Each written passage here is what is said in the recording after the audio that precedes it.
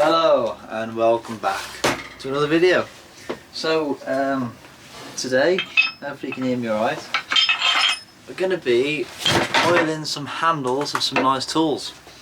So we've got a nice sledgehammer handle, as you can see, already been oiled a few times, come out a really nice colour, really nice.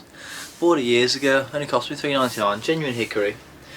But once the oil went onto it, the colour was tremendous really. So, and then this is a Wilkinson sword hatchet I bought many years ago actually. Genuine hickory, ooh, can you see it? Maybe not, who knows, there we go. And then this is the most expensive one, the Helco Work long handled small axe hatchet. Nice, I think I actually prefer the smaller one because you get more sort of persuasion on it being smaller. And then these are two lump hammers, which are my grandfather's, which I handled myself with engineering handles. There really is an art to handling tools. But anyway, I like to start with nitrile gloves because as nice and useful as linseed oil is, it has a habit of lingering, it has a smell about it which I don't quite like. But in any case, oh, the phone's ringing. So anyway, you can see here the difference of colour with handles that have been slightly oiled and not very oiled. So this has been oiled a good few times and there's quite a difference there. Likewise, this one's been oiled once, not very much. This one, however, this one has been dyed with some handle stain, which is okay, but it tends to rub off with the wear, so I'm not too keen on it. Anyway, so as I was saying, what I like is for the wood to be quite warm before we start. That way the pores, and it tends to open up the wood slightly, better to receive from the oil. Likewise, if the oil's warm, boiled linseed oil, not raw because it's sticky, if that's warm it soaks in better, and that's important. What I also find useful is warm hands and not using a cloth like a lot of people will. The reason is because there's so much waste on the cloth ends up absorbing 90% of it and only 10% goes on the handle. I know this because I've lost so much oil in the past and it's really not worth it. So just use nitrile gloves, that way there's very minimal loss. So I tend to pour it on the top, just a drop. I mean, I see it there actually, just a drop, and then it will, there you go, and it will run down and just massage it in, really. And something else that's really worth mentioning, I feel, when you're doing one, do them all, because it's a nightmare getting all this set up, the cardboard and the oil and the sticky hands and the gloves. Do everything. Everything that takes linseed oil, do them all in one. So this is a really smooth handle. I oiled this the other day and it's all very smooth. Now if there are any nicks and causes for concern, just sand it out with sandpaper first. If, for example, nitrile gloves, if there's a real splinter worthy piece of wood sticking off the handle, sand it out. If it's going to cut your nitrile glove, you know you need sanding basically. So that's one. Wouldn't normally lie it down because I want it to stand up and it's soak in, but for the video's sake I'll leave it there. So I'm going to go with the next one now. Drop it on the top there. Put that behind me actually. I can see it going over. There you go, put it on the top and then really massage it in good. Now, a lot of people, well, I say a lot of people, some people that I've seen will take the opportunity of oiling and at the same time sharpen. There's a whole maintenance routine. That's fine, but I tend to see oiling as a fix in itself, so to speak. So I don't do that. I'll sharpen separately, and because the oiling, there's a bit of a process in oiling in itself. So just to drop them on top of this handle. Of course, once you've got some on your glove, you have residual for the next, so you haven't really got to use it as much, but I'm a big believer that plenty is often never a bad idea. Something else to bear in mind, if you are handling tools with the likes of new handles, that's completely untreated, no head on the end of it. If you are going to do that, make sure the wood's kept in a warm place for quite a while beforehand. Otherwise what you might very well end up with is a wooden handle which is swollen ever so slightly in a damp, cold, humid environment, and when you handle it, it'll be swollen, and then come the summer it will shrink slightly, like you see the head bits in the end there, and you'll end up with a wobbly handle. Ask me how I know.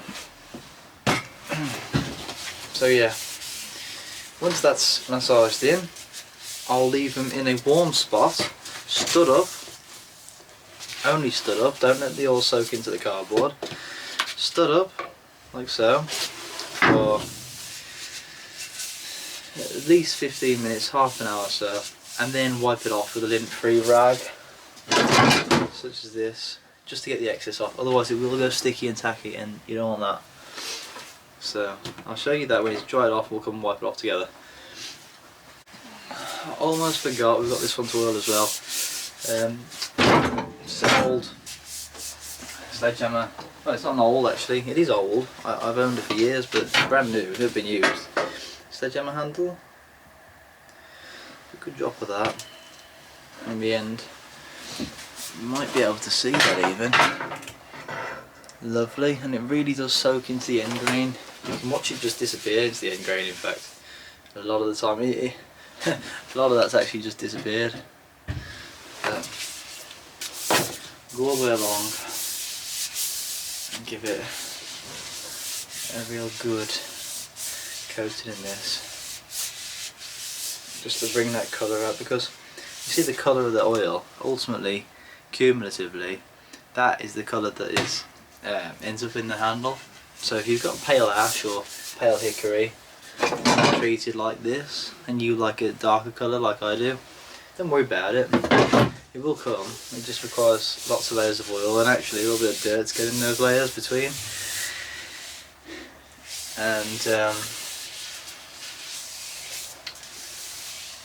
And then it builds up a nice colour over time. So that's it. We'll leave those here now in a warm place to absorb that oil for a little while, and we'll come back and wipe it off.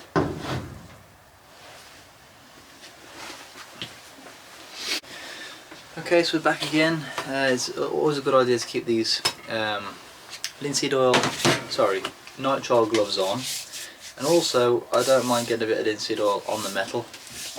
I feel that helps protect it a little bit. So wipe this off, wipe the excess off as much as you can. If you've got an old rag which you've previously used for linseed oil, use that rag by all means, no problem.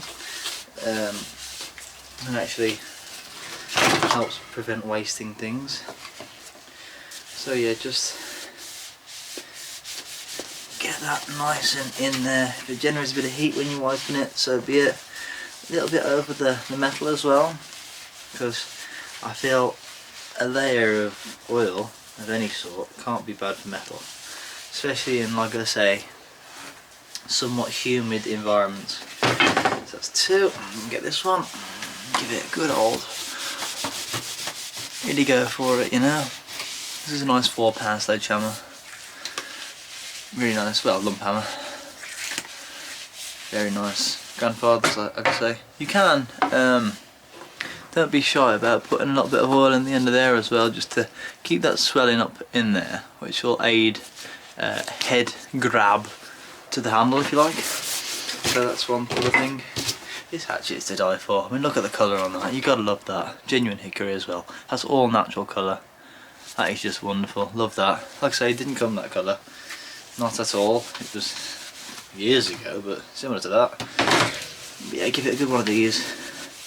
Sand it every now and then, not too much. well, as little as you need to really, just to maintain that layer of oil, but as required. A little bit on the head. Watch the blades as well, that's another thing altogether. We'll look into sharpening the blades. There's not really much to it, unless you wanted to cut paper, which actually if you wanted to cut paper, why are you using a hatchet? That's my question. A lot of people brag about how their hatchet is so sharp it'll cut paper.